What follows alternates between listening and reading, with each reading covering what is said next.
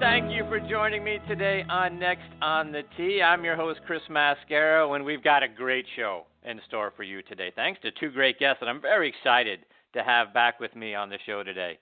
First up, I'm going to get a return visit from PGA Tour Pro Donnie Hammond. Donnie, this is his fourth time joining me here on this show, and what a wonderful friend of the show he's become. He's been spending time this week out at Bay Hill at the Arnold Palmer Invitational. We'll hear what that's been like for him. You know, this being the first tournament, right, since we lost Mr. Palmer last September. We'll also look ahead to the Masters with Donnie, and he'll be along with me here in just a few minutes. Following Donnie, I'll get a return visit from comedian actor Tom Dreesen. I'm sure you remember Tom from his many appearances on and as a fill-in host on both the Tonight Show with Johnny Carson and the Letterman Show. Tom was also the opening act for many years for Frank Sinatra and has been on numerous TV shows and in numerous movies as well. He's also been the host at the Bob Hope Desert Classic and hosts his own Celebrity Invitational Tournament as well. He joined us last month on the football side on our show Thursday Night Tailgate and was really great. So I'm looking forward to catching up with Tom here a little bit later on in this half hour. So we've got a lot of great stories to share with you coming your way this morning. Thank you so much for being here and taking the journey with me over the next hour or so. Next on the Tee is sponsored by the French Lick Resort. Let's hear a word from our good friend Steve Rondinero about the great things they've got going on up there. Play the courses the champions play. The Pete Dye and Donald Ross courses at French Lick Resort. The 2017 NCGOA National Course of the Year, our Pete Dye course hosts the first ever Senior LPGA Championship presented by Old National Bank this July. French Lick's Donald Ross course is looking good as it turns 100 this summer and hosts the Donald Ross Centennial Classic Symetra Tour event. Book your golf vacation now at FrenchLick.com. Yeah, be sure to go to FrenchLick.com to see for yourself how great a place it is and to book your stay as well. And speaking of great, if you joined me a few weeks ago, you heard about the meteoric rise of the Bradley Putter Company from concept back on last Black Friday to one of the sensations at this year's PGA Merchandise Show in January. Well, Bradley Converse, the owner of Bradley Putters, like I say, joined me on the show about a month ago, and we're proud to be partnering with him to promote, their unique and outstanding line of putters made from burl wood. And folks, these aren't ornamental putters at all. People are raving about not only the look, but the feel of the Bradley putter. So I'm very excited, looking forward to getting mine. They are custom made based on the shape and the color that you like. Go online to BradleyPutters.com to see how fantastic this new line of putters really is. I also want to give a shout out to our friends over at the Bobby Jones Company. It's time to change things up. The Bobby Jones Spring Collection, it's here. Fresh colors, new additions to that, that are genuinely beautiful to look at. Fantastic looking shirts. Plus, they have the enduring character of the Bobby Jones Company and Mr. Jones himself. From their new polo style shirts to long sleeve button down shirts to tech shorts that are ready to hit the links or any warm weather event you might be going to, the Bobby Jones brand will keep you feeling great and looking great, either on the golf course or in the office. And when you place your order, enter the promo code NEXTONTHE to get 10% off. So freshen up your wardrobe from an iconic brand, save a little money too. Go to BobbyJones.com. Again, enter the promo code NEXTONTHE to get 10% off and to freshen up your look for the spring. Plus, while you're in a Bobby Jones frame of mind, go to BobbyJonesClubs.com to see the great line of drivers, fairway woods, and hybrids designed by one of the game's most influential equipment designers, Jesse Ortiz. Like his father, Lou, and Bobby Jones himself, Jesse has a passion for the game of golf and golf club design. You remember his great tri-metal fairway woods from his days at Olimar? Well, now he's putting his creativity and innovative designs to work creating great golf equipment for the Bobby Jones Company. Check them out online at BobbyJonesClubs.com. And folks, you know how we like to keep things on the positive side here on Next on the Tee and have a positive approach to life and our mindset when we're out on the golf course. Well, I'm excited to announce a new partnership with the folks over at Syncit.com. Keep putting the positive thoughts in your mind with a great line of shirts and hats that they've got over at Syncit.com. To win any tournament, you got to sink the final putt, right? Well, wake up every day, right, with the idea that you're going to finish strong, sink the putt, close the deal, work hard, and get better each and every time. Well, have the confidence to push forward towards your dreams with unwavering passion, and you will sink it in life, right? Check out their great line, again, of apparel and hats at Syncit.com and put a positive frame of mind in your mind every time you're out there on the golf course or just out there generally in life. Every week here on Next on the Tee, we like to kick off the show by saluting the brave men and women that are serving in every branch of our military who are tuning in around the world today on the Armed Forces Radio Network. We can't thank all of you for the daily sacrifices that you and your families are making to protect all of our freedoms and our liberties enough. Thank you so much for doing what you do. We also want to thank our veterans out there for all that you and your families have done for us over the years. It's through your collective strength and your efforts that our way of life continues to be possible. Folks, I hope you'll join me. If you happen to see a member of our military when in your daily lives, when you're out and about, wherever you might be, grocery store, restaurant, airport, please stop for a moment and tell those folks thank you. They should be our true heroes. Thank you so much to our military veterans and our military personnel listening in today. We can't thank you, like I say, can't thank you enough for everything you do for us. Our sincere thanks as well to Sean Cruz and the great folks over at the Armed Forces Radio Network. It is such an honor for us to have Next on the Tee as a part of your network. You can find our show by going to armedforcesradionetwork.org. All right, now back with me on the French Lick Resort guest line is Donnie Hammond. Let me give you some further background on Donnie. He was born in Frederick, Maryland, which is in the northern part of Maryland near the Virginia-West Virginia lines. Played his college golf at Jacksonville University, where he was a 4-year letterman. As a sophomore, he finished 7th in the 1977 Sun Belt Championship, and as a senior, he won it by 6 strokes. He would lead Jacksonville University to 2 Sun Belt Conference championships.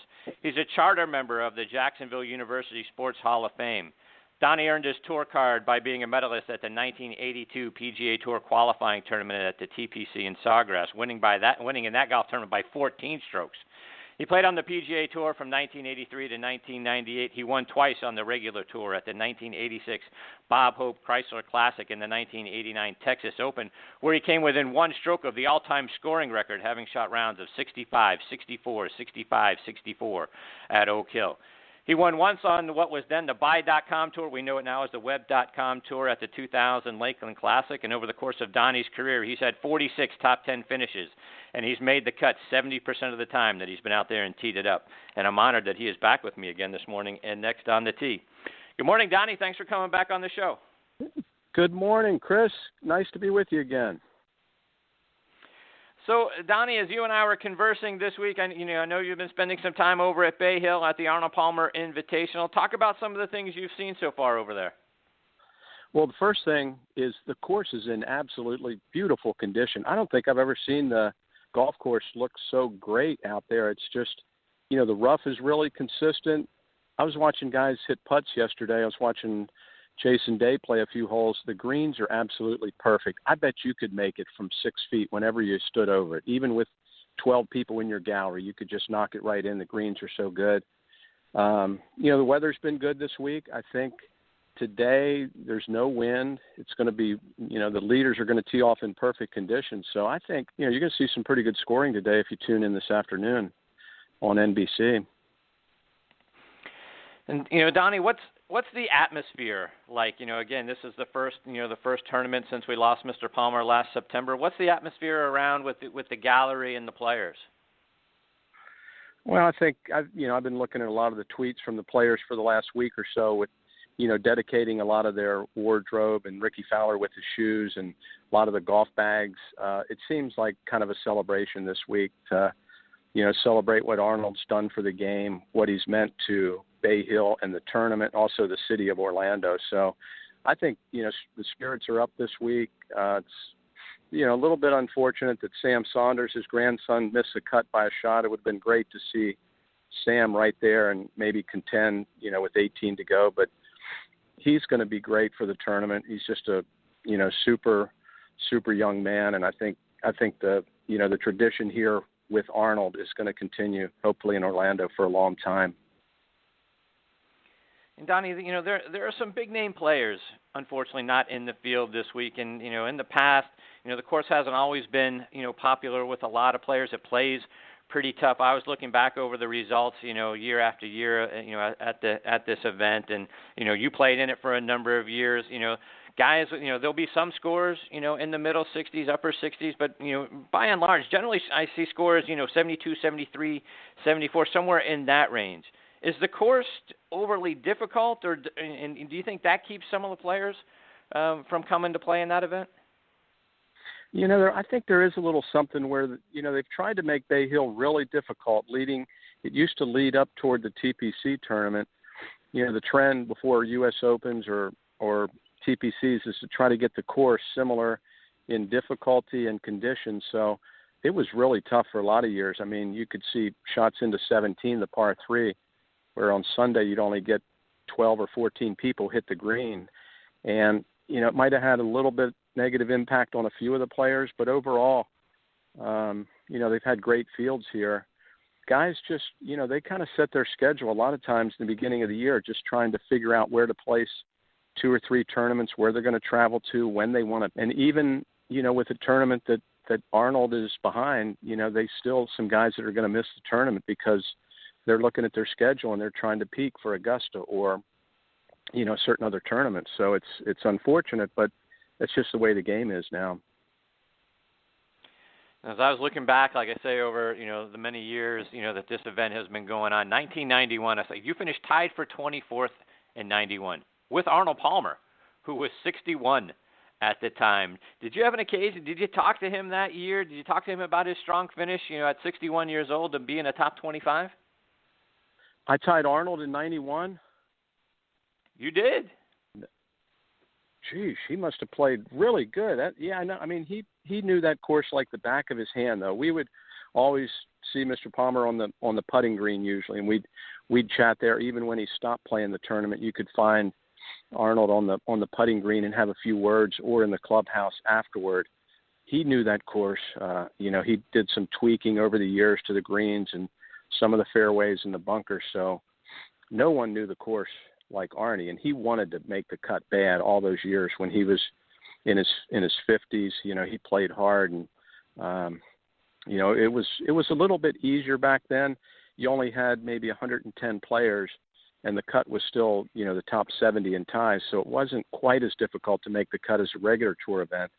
But still, that was one where he wanted to play on Sunday, and he did a lot of times. So Donnie, as we look ahead a couple of weeks, to the Masters, and you've shared stories about your experiences there. For those who may not have heard the story, do you mind sharing the story of your first Masters, which just happened to be, the greatest one in my opinion of all time in 1986? You got to play a practice run, played 9 holes with Mr. Palmer there, and you ended up tied for 11th and played in the next to the last group on Sunday. Talk about what it was like for you, your rookie year in 86, or your rookie experience there in 86. Yeah, I think 86, I had won the Bob Hope early in the year, so, I was super excited. I started thinking about the Masters like a minute after I made the putt in the playoff there at the Hope, that I was going to be able to play Augusta that year. So I couldn't have been more excited to be there that week. And Tuesday evening, it must have been 5:30 in the evening, I was just finishing up, hitting a few putts, getting ready to head back and barbecue chicken, I think, or something at the house. And Mr. Palmer came off the 9th green and kind of nodded over and said, "Hey, youngster, you want to play 9?" And it was just him by himself. So I was able to join Arnie on the back 9 there at Augusta. And, it took us 2.5 hours to play. He took plenty of time to show me, a lot of the lines off the tee, what to look for, where the pins were going to be there on Thursday or Sunday, and, how the course would start to get a little harder toward the end of the week if the officials had their way, where they could get the greens a little firmer, where to put the ball in certain holes like 14 into the green there, that par 4. And it was just a lot of help. And it kind of gave me confidence that, that a player like Arnold that was still trying to go out there and win the tournament, make the cut, would take the time to, spend that much effort and try to help me with the golf course. And, I ended up working. I ended up playing really well that week. And, I look back and kind of saw what a benefit that was to be able to play those 9 holes with Arnold, and what a thrill it was. I got a couple of nice pictures that day. And Donnie, one of the things that I don't think TV does justice to is the elevation changes, from tee to green around the golf course. I don't think people generally think of Augusta, Georgia as a hilly area, but you have to be in pretty darn good shape to get around that golf course for, 6-7 days, depending on how many days you're going to be there to play practice rounds and that sort of thing. Did the topography of the course surprise you the first time you played? It really did. When I played in 86, I think I had only really seen the back 9 on television. They didn't start, the show until the back nine there, usually on CBS. You get to the first hole, you come off the tee, you go straight downhill for about 150 yards, and then you come up the fairway, to get up to where your tee shot is. You can't even see the green for, like 100 yards or so until you get up toward the hill, and that was a little bit surprising. And then 2 is straight back down the hill, which is a great, nice, gentle walk down the hill, and then you get a par 5 that you hopefully can get that shot back that you probably lost on the first hole because of your nerves. So, and then 3 is the same way. It goes kind of over a small hill, 4 is downhill, and then 6 is a beautiful hole, the par 3 that's down the hill. That's I think plays about 12 yards short there of the yardage because of downhill. So it's pretty remarkable, the front nine, the elevation changes, and it's, anybody that gets a chance to go out there, walk the front nine first, and then see those holes that that you've seen the last several years on TV, and that's a lot of action will happen those first 7 holes at Augusta. But it's just a beautiful piece of property. I mean, it's hard to think of any ways to really improve the golf course right now. It's just outstanding. And Donnie, I don't think people have an appreciation for exactly how hard the 12th hole is. We all saw Jordan, struggle there last year. Describe what it's like trying to figure out that hole with the swirling winds that you've got to be conscious of, the shallowness of the green. You got the bunker and the obviously Rays Creek short. How difficult is it to get up there and try to figure out club selection? Well, that was the key right there. What you said is the swirling winds. If it's a day like it is in Orlando today and there's no wind, it's a simple little 8 or 9 iron, even a pitching wedge if the flag's on the front left of the green. But when you get up there and it's kind of swirling off your left and coming back into you a little bit, a lot of times I've seen for the last 10 years, guys will play a little safe left. You have to take it left of the flag there. If it's anywhere around the middle of the green, you have to go a little left. And then they'll get back in that bunker with a downhill bunker shot, or maybe buried in the back lip or something, and then then you're looking right at Rays Creek, and you're still staring at double bogey. So it's really club selection, and you can see the guys take tons of time to pull a club there until they're really ready to commit to that yardage, and it's a tough hole. You can feel it when you're standing over the shot too. It's kind of like 17 at TPC. Right before you pull it back, you you're still just a little edgy, but just fantastic par 3.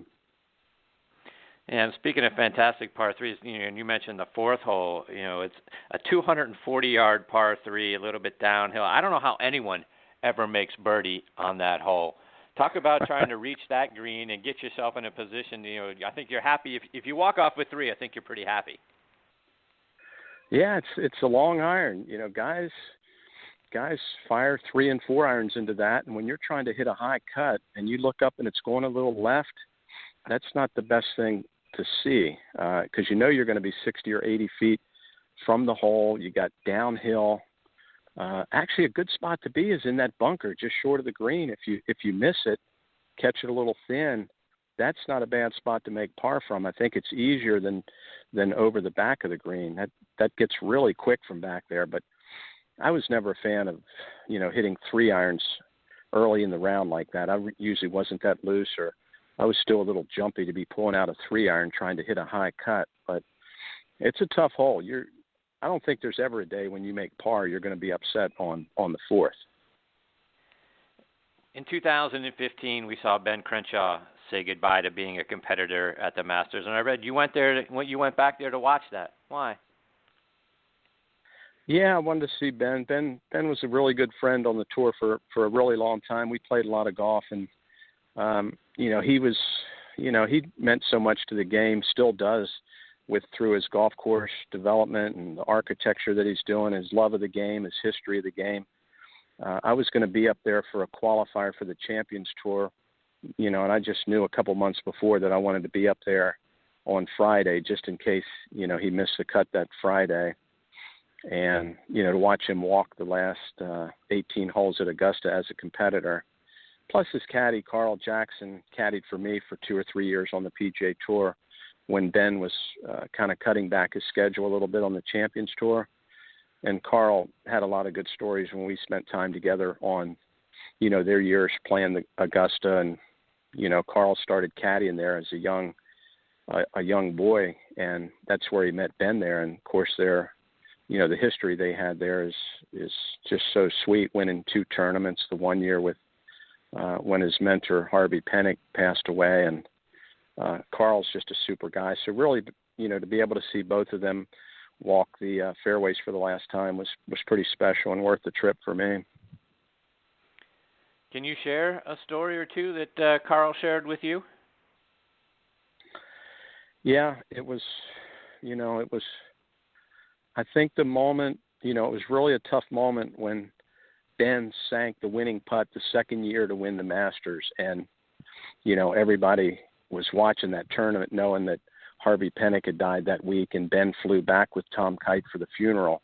And it was just, Carl said he knew it was really emotional for Ben, but he said, Donnie, it was as emotional for me, a part of his life that was just meant so much to him that they were able to triumph that week under the circumstances. And that's the kind of guy Carl is too. He's just super caddy and just a great guy. As you talked about, Mr. Palmer sharing some of the lines with you and, his experiences playing the golf course. Did Carl do the same? Did you pick his brain about some things to know and to do, not do, that sort of thing, in other times that you played at the Masters? I don't, that's probably a mistake I didn't really make too much because, well, actually I didn't know Carl that well until after I was done playing Augusta. I knew him a little bit as kind of just one of the guys, one of the caddies that was caddying for Ben, but he really didn't start working for me until after I was done playing the Masters. But that would have been, great to be able to do. He's been there for, 35 or 40 years walking that golf course. So anybody gets in the Masters, Carl might even go out there and caddy one week. That would be a great guy to have on the bag if he still wanted to do that. But he was great on the golf course in regular tournaments. He was low key, and he kind of kept me from getting too far ahead of myself. And we just had a lot of laughs on the golf course. Just a perfect temperament for a caddy out on the PGA Tour. Speaking of caddies, Donnie, for some guys, you always hear the stereotypical phrase, show up, keep up, shut up for the caddy. When you're playing, what do you want your caddy to do? Do you like them to, say things? Do you like to talk in between golf shots? What is it like between you and a caddy when you're actually playing a tournament?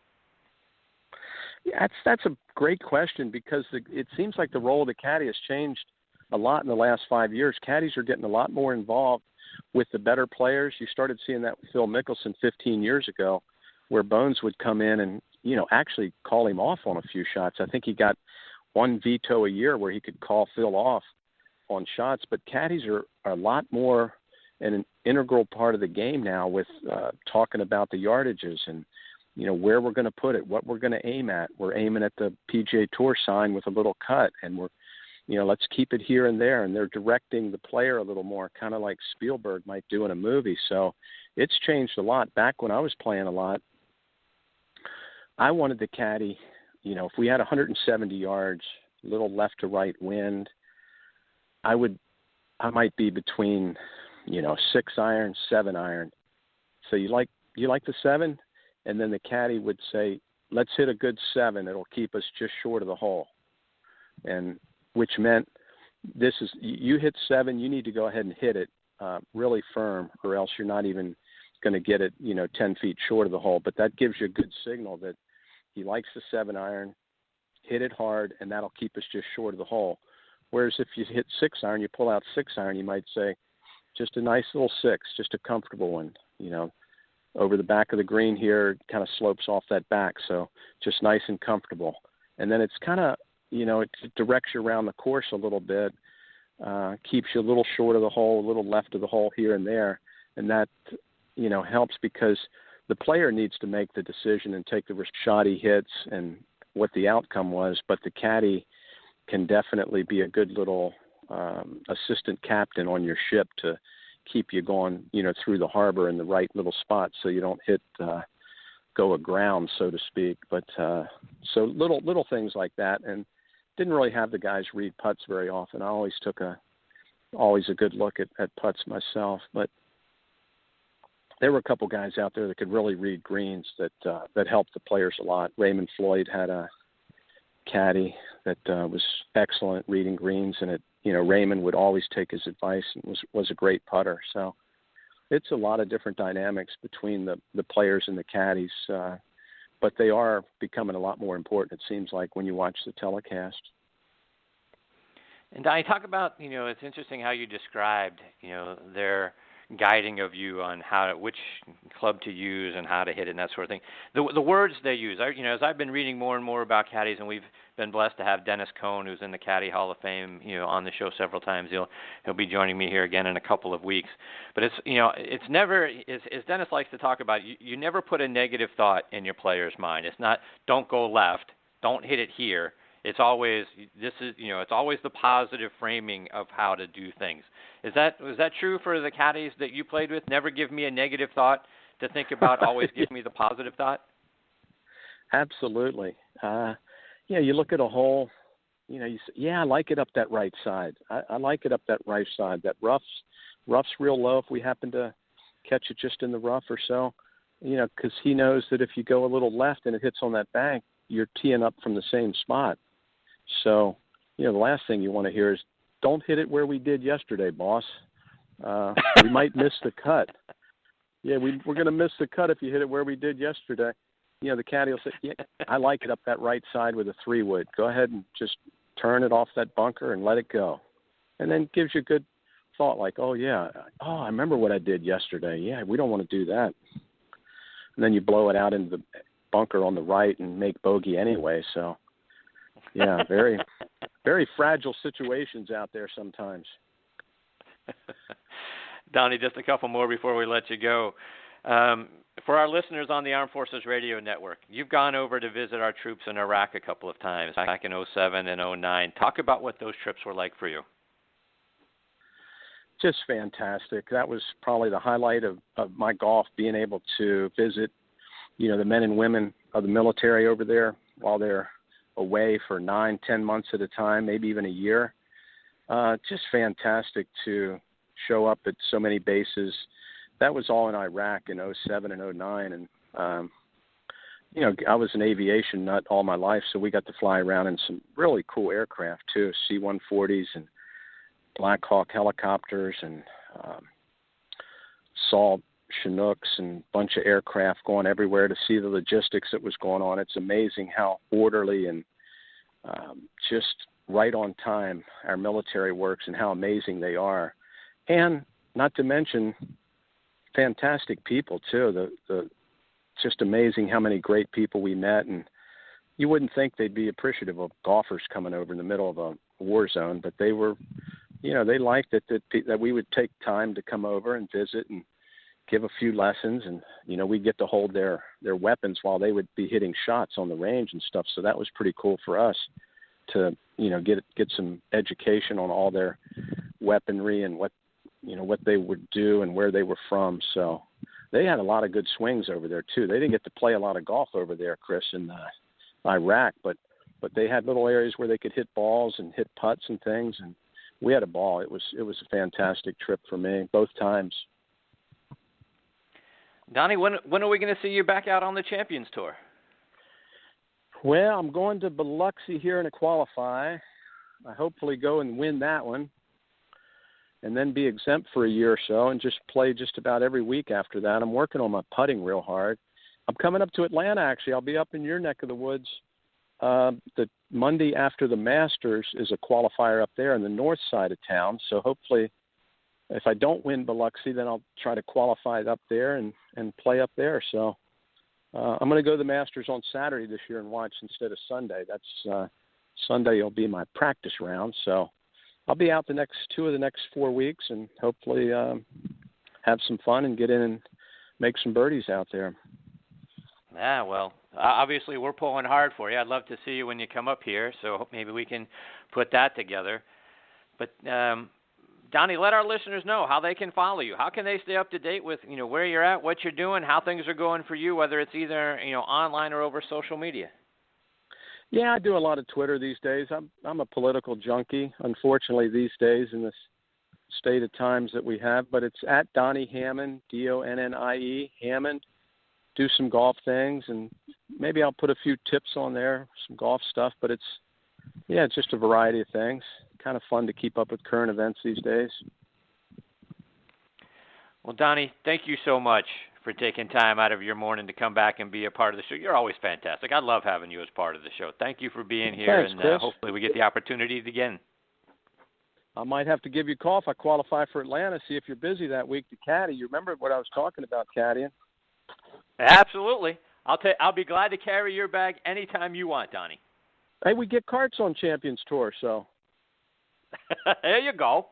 I'm in. Yeah. You let me know. All right. Thank Nice you, being Donnie. with you. I appreciate you. All right. Thank you, Donnie. Take care. Best of luck. We'll catch up soon, my friend. Thanks, Chris. Bye-bye. That is PGA Tour Pro, and hopefully soon back on the senior PGA, the Champions Tour, I should say, Donnie Hammond. And boy, Donnie's fantastic. I just love Donnie, talking to him and the great stories and memories that he has, and obviously particularly at the 86 Masters, which is near and dear to my heart. So wishing Donnie good luck, sending him good vibes. I hope you'll join me in that, and hopefully we get Donnie back on the Champions Tour here real soon. All right, before we get to my next guest, Tom Dreesen, I want to remind you about our friends over at Orange Whip, makers of the Orange Whip Trainer. If you haven't checked out the Orange Whip, you're looking for a great way to limber up before your rounds, improve your club head speed, or just get your swing back intact for those who are still waiting for winter to end, well, then you need to go out and check out the Orange Whip and go to orangewhip.com. Folks, there isn't a better way, I promise you, to loosen up and get prepared for your next round of golf, or like I say, just to get those muscles limbered up. My father's 73 years old, plays 5 days a week. He's using the Orange Whip to loosen up before his rounds. It's helping me get loose before my rounds, improving my club head speed as well. Take a look at what a great training aid that it is. And I wouldn't say it, folks, if I wasn't using it myself. Go online to see for yourself at orangewhiptrainer.com. I also want to send out a big thank you to our good friends over at Podbean, who are making Next on the Tee and our sister show on the football side, Thursday Night Tailgate, regularly featured podcasts on their website and their mobile app. You can see us featured there on their homepage and in their sports and recreation section. We really appreciate their support and what they're doing to promote our shows. It means a great deal to us. If you're listening to the show as a podcast, well, we hope you're doing it via the Podbean podcast app. And on their app, you can get instant updates every time we publish a new episode. It's free. It's got great features that'll let you easily discover, listen, and even publish a podcast for yourself if you like. Whether you use an Android or an iPhone, Podbean is the app for your podcasting needs. Get the app now on the Google Play Store or the Apple App Store, and you can enjoy more of the podcasts that you love. And we hope 2 of them are Next on the Tee and Thursday Night Tailgate. All right, now back with me on the French Lick Resort guest line is comedian and actor Tom Dreesen. Let me give you some more background on Tom. He's from Harvey, Illinois, which is a suburb of Chicago, where they have a street named after him, oh, by the way. And when you hear the rest of his intro, you're going to understand exactly why. He's made over 500 appearances on television as a stand-up comedian, including being a regular guest and fill-in host on The Tonight Show with Johnny Carson, and also on the David Letterman Show as well. He toured as the opening act for Frank Sinatra for many years. You've seen him in other TV shows like Columbo, WKRP in Cincinnati, Murder, She Wrote, and so many more. He's been in movies like Spaceballs, The Rat Pack, Trouble with the Curve. Tom is also an avid golfer and hosts the Tom Dreesen Classic every year. He's been a big part of the Bob Hope Desert Classic for many, many years. He was inducted into the Caddy Hall of Fame in 2009 and was the recipient of the Gene Sarazen Spirit Award. He's a naval veteran and continues to perform for our troops around the world. And in 2005, he received the Ellis Island Medal of Honor, which is given to American immigrants or their children for their significant contribution to our country. We're honored that Tom, joined us last month on the football side on Thursday Night Tailgate. It was great having him as a part of that show, and now I'm even more honored that he's joining me here on this side, on the golf side, on Next on the Tee. Good morning, Tom. Thanks for coming back and being a part of the show. That's the greatest introduction I've ever had in my life. So early in the morning. Thank you very much.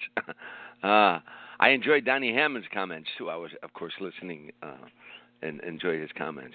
He seems like a great guy.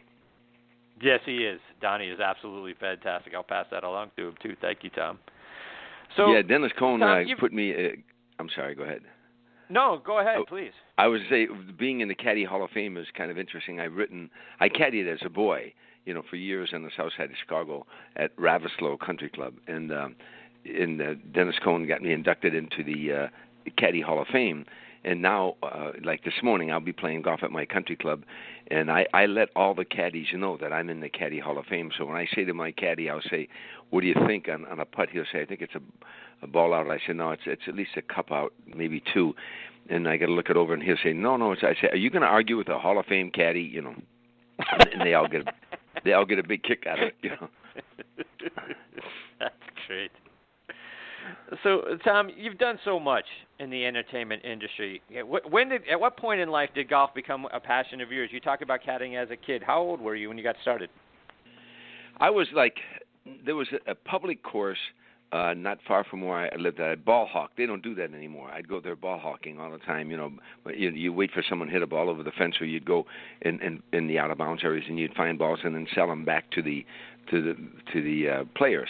And then that's how I got interested. And then I eventually got into the club, and they let me caddy a couple of times when I was like 10 years old, and I was so new at it. And then by the time I was 11, I went to a club called Cayman Country Club, caddied 1 year, and then I went from there to Ravislow, where they really had a great caddy program.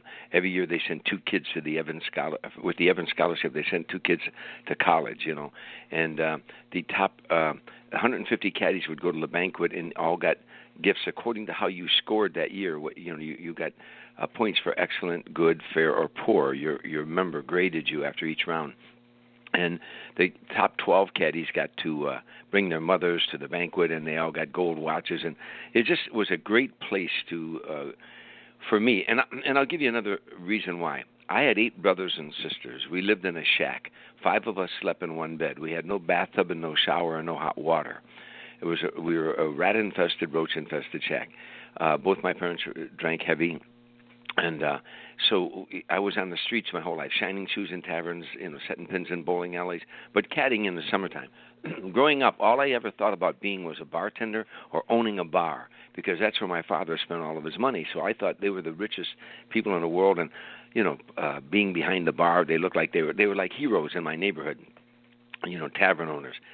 When I went to caddy out at Ravislow Country Club, all of a sudden I was caddying for Mr. Florsheim and Mr. Mailing, and very, very, very successful men and women. And they didn't treat me like a servant; they treated me like a son. And after a couple of years in that environment, I started thinking maybe I could be more than just a bartender, and maybe I could be more than just a tavern owner.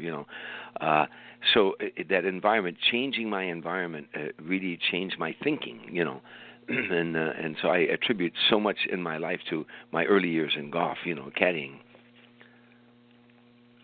And Tom, as you mentioned, some of the golf courses in and around Chicago, there's so many wonderful golf courses up there. There are even more in Southern California. If I could, wave a wand and say, hey, here's a weekend, a golf lover's weekend, Tom. I'm going to put you down anywhere you want to play, and you can go tee it up. I know you've got your own country club out there, but where would you choose to go play golf?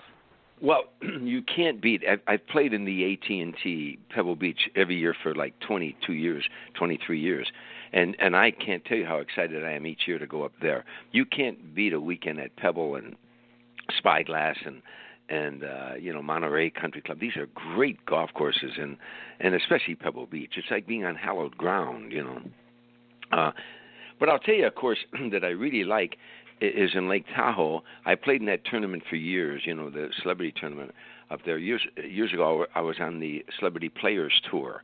It was basketball, baseball, football, hockey, tennis, and show business people that were 10 handicap or below.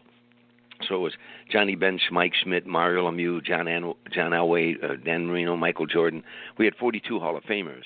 In show business, it was me, Brian Gumbel, Smokey Robinson, Matt Lauer played with us sometimes, Eddie Marinero, Jack Wagner, and that we played like 10 to 12 cities a year, and they would pay us. Rick Rhoden won all the money. He won like $2 million on that tour. But Lake Tahoe, Edgewood Country Club in Lake Tahoe Every single hole looks like it should be on a postcard. It's just a fabulous golf course. And Tom, as I told you on the football side, I followed your career, ever since you started, joining Johnny Carson on the Tonight Show. Just curious to get your memories, thoughts of being with Johnny, being a part of that show, and what it meant for you in your career. Well, I started out in 1969 with a comedy team. Tim Reed and I were America's first black and white comedy team. History shows we were the last. We wrote a book that's now becoming a movie about our life, about what it was, touring the nation as America's first black and white comedy team. There were no comedy clubs in those days, so we worked all black nightclubs in the North and the South, and all white nightclubs, and what we went through, what we endured, and the friendship that we have to this day. But the team split up after 6 years, and in 1975, I went out alone as a stand-up comedian. Wherever you went in America, people say, "What do you do for a living?" You say, "I'm a stand-up comedian." The next question out of their mouth was, "Oh, yeah? Have you ever been on Johnny Carson?" And if you hadn't been on Johnny Carson in the eyes of America, you just weren't a comedian. You might want to be one or going to be one, but you weren't one now. And so that show, one appearance on that show, and Freddie Prinze got a sitcom the next day. I did my first appearance on The Tonight Show, and the following day, CBS signed me to a development deal. A guy from CBS named Lee Curlin was watching the show in New York, and he contacted agents out here and got me signed. It was a powerful show, and the pressure was enormous. 20 million people watched that show in those days. And I got bumped 3 times before I finally got on. Where you go there and you get put in makeup and they put you in the dressing room, and then they bring you down to the green room and you're ready to go on, and they ran out of time. That happened to me 3 times in a row. And the 4th time I was in makeup, and Fred DeCordova, the producer, came in and said to me, "I got bad news for you." I said, "What?" He said, "You're going on tonight." so you walk out there, you're behind that curtain, and the Doc Severinsen's playing the band. They're playing in commercial break, and the music stops and your heart stops because you're back on the air live. And now you're going to walk out in front of 20 million people.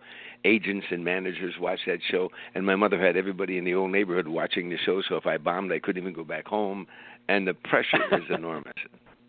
And Johnny introduces you. You walk out there, and the light hits you. You feel like you're in an operating room. You can't see the audience, and it worked. I mean, I kept getting one laugh after another laugh, and then pretty soon I heard Johnny and Ed McMahon laughing behind me, and I was on a roll. Boy, I was really on a roll. So, and then I got like 11 applause when I went back to the curtain. Johnny called me back out to take a second bow, and it was fun. And I have never stopped working since.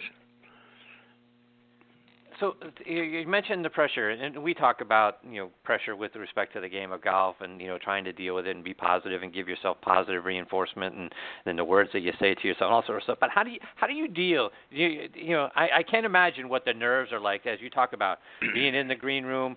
Now the music ends, and now you're about to come out, and then you walk out. How do you keep yourself calm and cool and collected and staying in the moment and memorize, staying with your routine and all of that sort of thing when you know what this is going to mean for your career? Well, first of all, you do a whole lot of praying before you do it. You say, look, God, don't let me forget one line. But once I was on Phil Donahue's show years ago, and it was a very interesting. Woman said to. There was 5 comedians, and a woman asked a question from the audience. She said, "Do you get nervous are you scared when you go on? Do you get nervous?" And I told her, we learn to work scared. You think that pilot that lands at 747 every day, isn't getting a little tight? He doesn't come down there whistling Dixie. But you learn to work under those conditions, and that's what you learn to do as an entertainer. You learn to. Acting is a totally different ballgame. Stand-up comedy, there's nothing like it in our business. Frank Sinatra used to say to me, he would tell people, Tommy's got the toughest job in show business. The comedian, he meant the comedian, has the toughest job in show business. The singer's got an orchestra behind him. He's got a lot of other, he or she's got a lot of other things.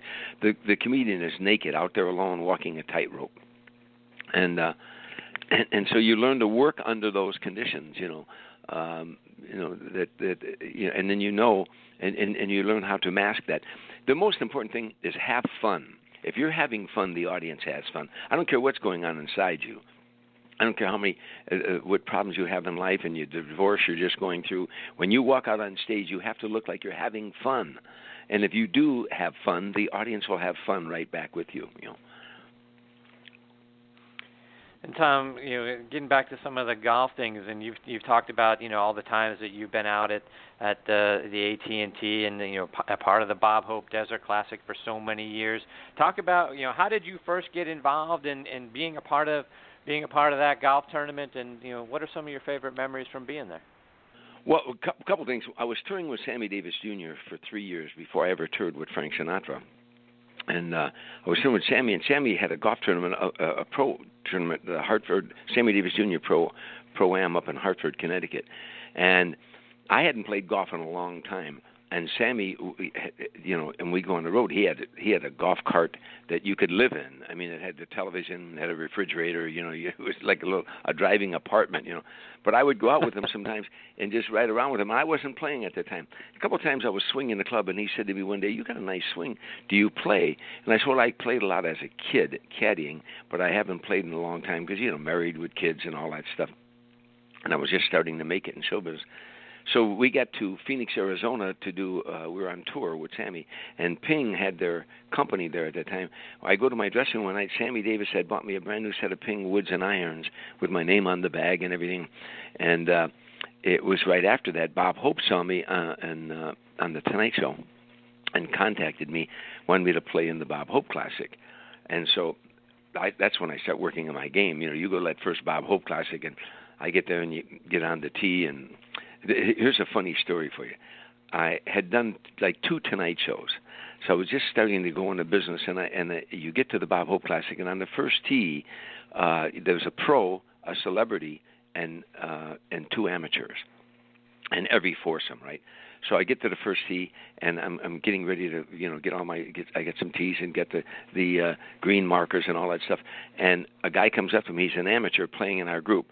He said, "Hi, my name is Hoot McInerney." I said, "Hi, Hoot. My name is Tom Dreesen." He said, "Nice to meet you, Tom. Sure hope we get a good celebrity. Last year we got some guy I never heard of."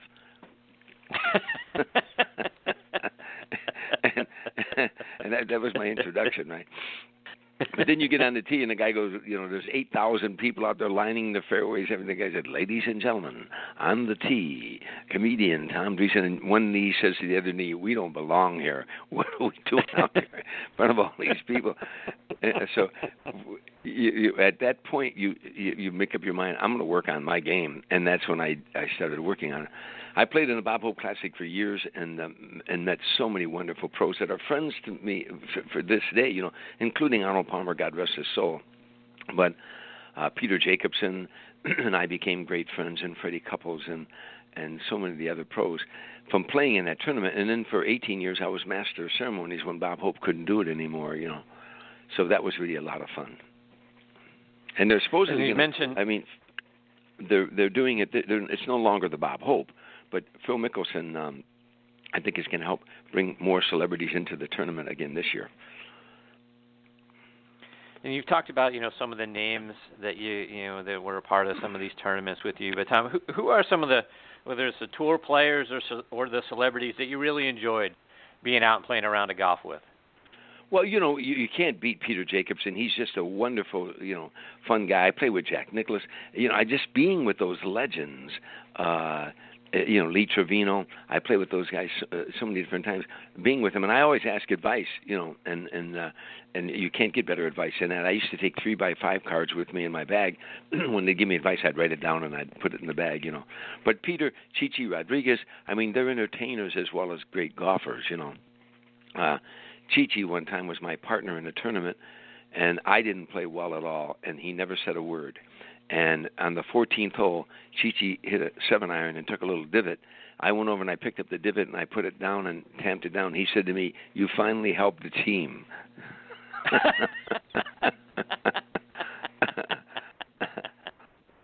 That's great. So who are some of the folks that, you went out there and played with that, surprised you with, wow, this guy's actually, or gal is actually really good? I mean, you can't beat Jack Wagner.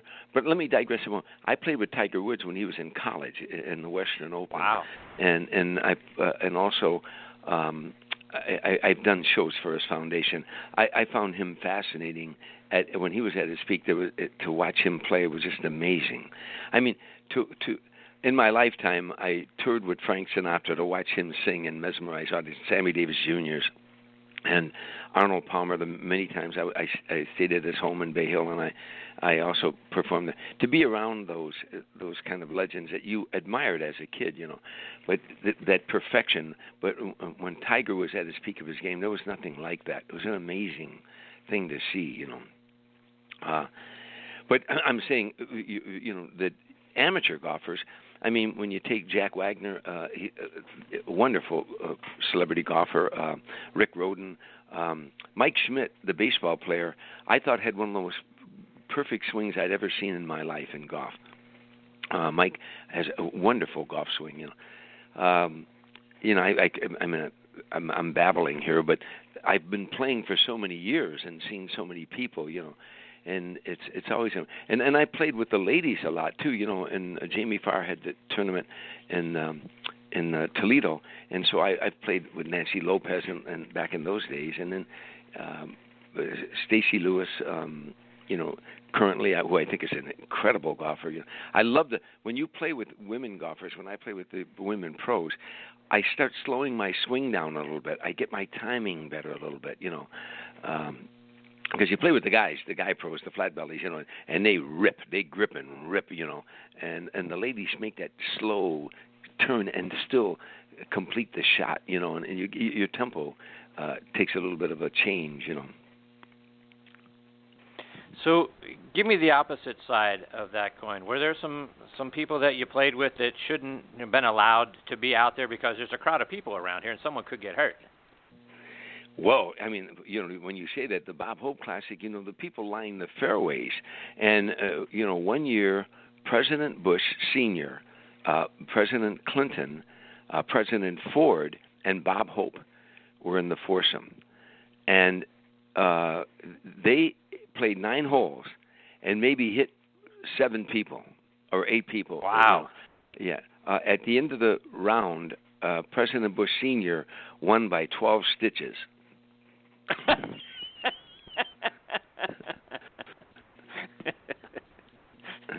That's a line I said on stage when I went on stage that night, because everybody knew it. Every other hole they were carrying somebody out of the gallery over to the emergency tent, So you talked about, being around Frank Sinatra for so many years. Talk about your relationship with him. Well, I was a pallbearer at his funeral, and I spoke at his funeral. I tour the country now doing a one-man show called An Evening of Laughter and Memories of Sinatra. So it's a 90-minute show of stand-up comedy, of course, because that's what I am. But then I segue to a bar, and I tell a funny joke at the bar, and all the lights go out, and Frank comes on the screen singing. It's 2:45. There's no one in the place except you and me, and I let that mood set in. It's a saloon song. When he gets to the chorus, make it one for my baby and one more for the road. The light hits me, and now the audience is in a bar with me. And I tell him the first time I heard that voice, I was 8 years old, shining shoes in a bar on the south side of Chicago, and he was on the jukebox. Then I take the audience from that little boy hearing Sinatra on the jukebox on the south side of Chicago to one day carrying his coffin out of a church in Beverly Hills. And as I tell stories in the bar, pictures come on the screen authenticating the story, and also film of Frank and I. And it's a lot of laughs. And then I take him to the funeral where there's a lot of tears. And then I have him laughing again with a big monologue and a closing monologue and toast them all with Jack Daniels, because that was Frank's drink of choice. And I say to them, I wish for all of you what Frank Sinatra wished for you, the very last song he ever sang on stage is that the best is yet to come. And Frank is singing as they're leaving the theater, the best is yet to come. So when you watch the show, you see it through the eyes of a little boy from the south side of Chicago who, as I said earlier, grew up in a shack, holes in my shoes, raggedy, high school dropout at 16 and went into the service and spent 4 years in the service and got an education from there. But but my point of that is that I never dreamed that I would be in that rarefied air. And to fly with Frank in his jet all over the world for almost 14 years in 45, 50 cities a year, and to sit in the wings and watch this grand master, walk out in front of 20,000 people night after night, and mesmerize them with his enormous talent, And just to be around him, I stayed at his home 6 times a year and have a friendship. In the beginning, he was like a boss, because of course he was the boss, And then we became friends, and then toward the end he became like a father to me. He'd give me advice and stuff. I miss him every day, and you can't help but think about him every day because his music is still everywhere, And Tom, as you mentioned that show, are you out on the road with that? Where can our listeners, potentially catch that show, or find a date when it might be at a city near them? You can go to my website, tomdreesen.com. It's D as in David, R-E-E-S-E-N, tomdreesen.com. And it usually tells you where I'm at and stuff. I'm working now on a film, and I've got a lot of things going. I'm also on a TV show. I'm a consultant on a TV show, and then I'm still doing, stand-up comedy all over the country. And I MC corporate events. I do a lot.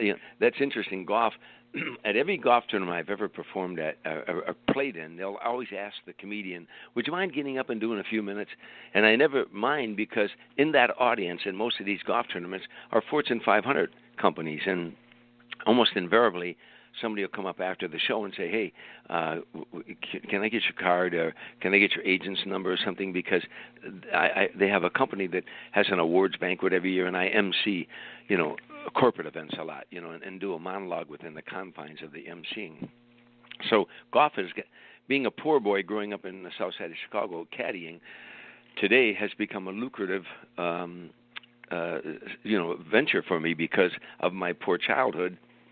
I do a lot of corporate dates that a lot of comedians can't do because of my golf experience,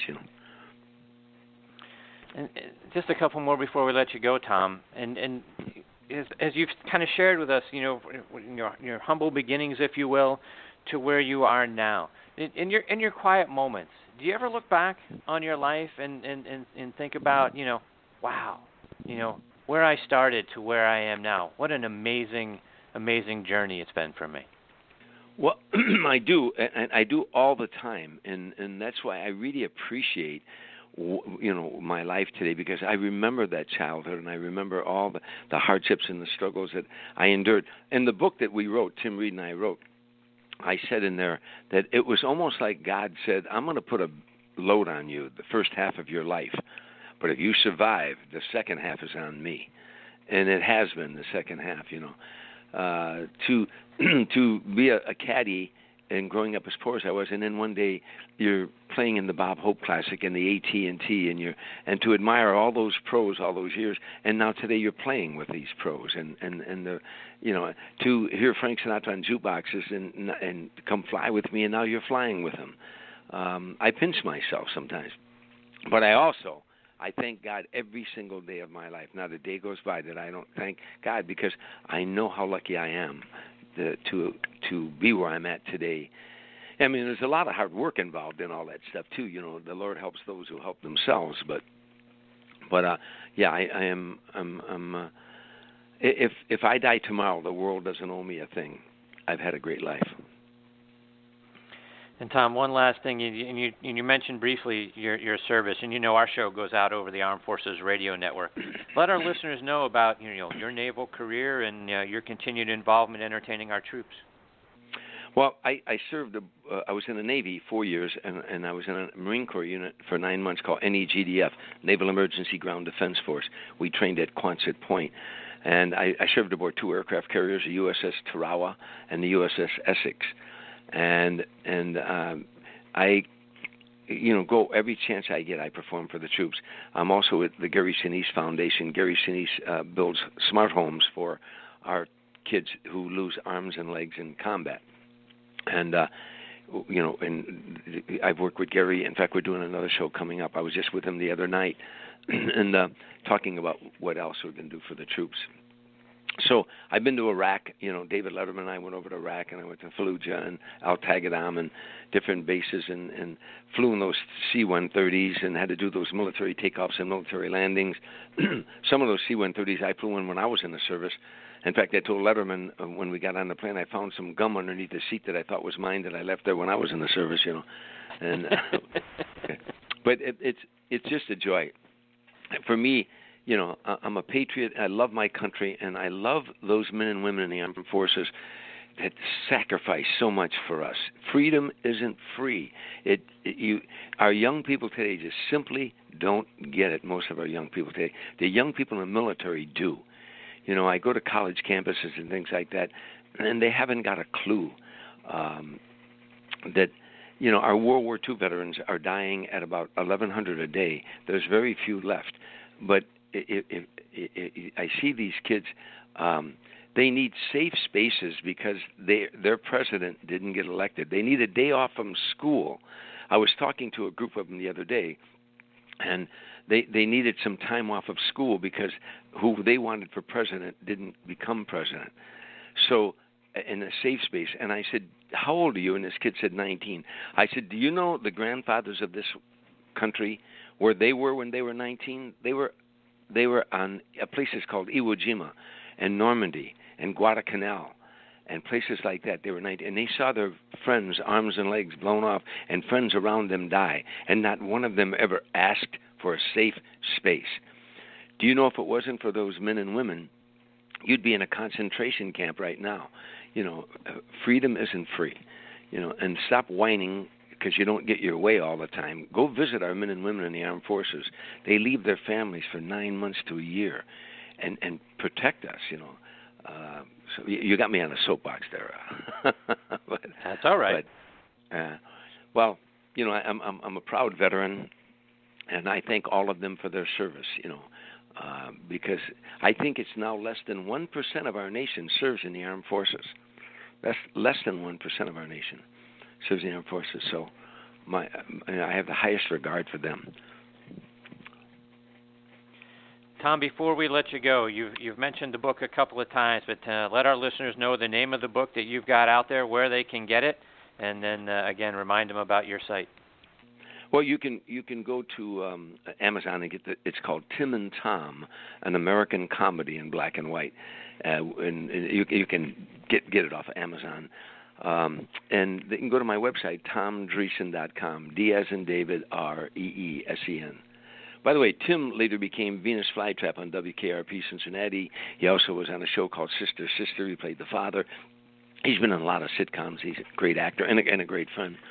So I think you'll enjoy the book. The book has gotten a lot of great reviews, and it's a struggle of a young black guy and a young white guy who the black guy came from the South, an only child, and the white kid grew up on the south side of Chicago with 8 brothers and sisters, lived in a shack.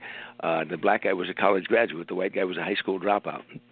How did these two guys ever get together? You'll find out in the book. And what made them decide they should become a comedy team is really interesting as well. And then the struggles and the fun that they endured, And Tom, so I lied. One last thing. You're from Chicago, and we can't get off the show without saying, how are you still on cloud nine for the Cubs actually won a World Series in your lifetime? Oh my God, I can't tell you. I used to do routines about that on the Tonight Show and everything about being a Cub fan, but it was so exciting. I went to 3 of the games. By the way, I'm going in Chicago. We're going to honor Joe Madden in April 13th. I'm the master of ceremonies for an event we're honoring Joe Madden and raise some money for his charity. So it's, there's nothing like Wrigley Field. It's just hard to describe. And finally, they won a World Series. We're champions. And I'll tell you the truth. When it happened, I couldn't talk for like 3 minutes. When they finally clinched it, it's hard to describe, and I make my living talking, but all those years, all that abuse that we took from everybody around, and good-naturedly, we'd laugh and yeah, you're a Cub fan, what do you know, and all that kind of stuff, and we finally did it. you want to run out to your grandfather's grave and your Aunt Mabel and your everybody who ever Cub fans, and lay a wreath on the grave and say they did it. And they did do that. All over Chicago, people were going to cemeteries, saying to their deceased father or something, standing by the grave, said, "Dad, they did it. The Cubs won the World Series. Oh my God, 108-year wait." Yeah, with you. I'm a Red Sox fan, so we got to experience the same thing back in 2004, and so we understand about all of that sort of thing. Yeah, it's quite a thing, and we both have Theo Epstein. One of the guys on the Celebrity Players Tour, by the way, was Carlton Fisk, Pudge, and Red Sox fans adore him. Right, indeed. And Tom, you're right. Theo Epstein is the reason that Theo Epstein is a genius. Thank you, Boston, for sending him our way. Oh yeah. Theo Epstein is the greatest general manager in the history of general managers. I mean, I think he should, the Cleveland Indian fans should be trying to figure out a way to pay him $100 million to come there and be general manager to get rid of that, long-standing suffering fans, as well. So, wouldn't surprise me if they make a run at Theo. Goodness knows he goes right into the Hall of Fame. He should be in the Hall of Fame right now. He shouldn't have to wait. Exactly. Absolutely. By the way, I tee off in about 23 minutes, so I got to go. I understand. Tom, thank you for being here. We appreciate your time this morning. Always a thrill to have you as part of the show. Anytime. Thank you so much. Take care. All right. Take care, Tom. Bye. That is comedian and actor Tom Dreesen, and always a thrill to get to spend some time with Tom. Such great stories. All right, folks, time for me to put a bow on this episode. Before we close up shop, I want to remind you about our friend and PGA professional Jim Estes and the great folks at the Salute Military Golf Association. Let's hear a word from Jim about the great work they continue to do. The Salute Military Golf Association was created to provide rehabilitative golf experiences to the brave men and women who have been wounded while serving our country. Hi, I'm Jim Estes, PGA Golf Pro and co-founder of the Salute Military Golf Association. With my adaptive golf program, we've successfully helped thousands of soldiers in their recovery, both mentally and physically. The SMGA has been providing family-inclusive golf experiences across the country since 2007. To date, the SMGA has equipped more than 1,000 warriors with properly fitted golf clubs and has extended its clinic series to more than 8 chapter and affiliate locations across the U.S. If you are a wounded veteran interested in participating, or if you'd like to learn more about the Salute Military Golf Association and find a chapter closest to you, visit our website at smga.org. We've seen firsthand how impactful golf can be in aiding one's recovery. The Salute Military Golf Association, empowering wounded veterans one fairway at a time. Visit smga.org. That's smga.org. Yeah, folks, they're doing some amazing things there at the Salute Military Golf Association. Kudos to Jim Estes again and all the great folks over there. To find out more information and to see how you can get involved, go to smga.org. All right, everyone, my sincere thanks again to Donnie Hammond and Tom Dreesen for joining me today. I hope you enjoyed the show. Please give me your thoughts. Check out our page on Facebook, Next on the Tee with Chris Mascaro. Share your feedback. Plus, if you've got a question for one of our future guests, and you can stay up to date with who those are on our website, nextonthetee.net. Please go on to our Facebook page, share your comments, let me know that there's a question you'd like me to get on here and ask one of our current, one of our future guests or one of our, the guests that we've previously had on. I'll be sure to get that question over to them. We appreciate the input and the feedback. Please also check out our sister show on Thursday nights, Thursday Night Tailgate. Me, my co-host Bob Lazari. That show airs every Thursday night from 8 to 10 p.m. Eastern Time. You can stream it live on Blog Talk Radio. You can also find it, obviously, on the Armed Forces Radio Network. And that show, like this one, is available as a free podcast on Podbean and on iHeartRadio as well. On Thursday Night Tailgate, just so you know, we're joined every week by 5 NFL legends, players, coaches. They come on sharing their stories about their playing days, give us their insights into today's game. We also highlight 2 players doing great things in their communities in our Spotlight on the Positive segment. Please tune in and hear. There are 99% of the players in the NFL, and as a part of the NFL Alumni Association, are doing great things out there in our communities. It's the 1% that you read about on ESPN.com and the other headlines. But please know, the majority of the guys, and by majority I mean 99% of the guys, are doing great stuff. You can find this show online, like I mentioned, nextonthetee.net. The other show, Thursday Night Tailgate, is at thursdaynigttailgate.com. You can stream or download any of our archive episodes for free on there as well. And like I say, keep up to date with who some of our future guests are going to be as well. thank you, folks, for choosing to listen to this show today. We really appreciate it. We know you got thousands of shows and podcasts out there you're available to listen to. We really appreciate that you're making Next on the Tee one of them. Until next week, hit 'em straight, my friends.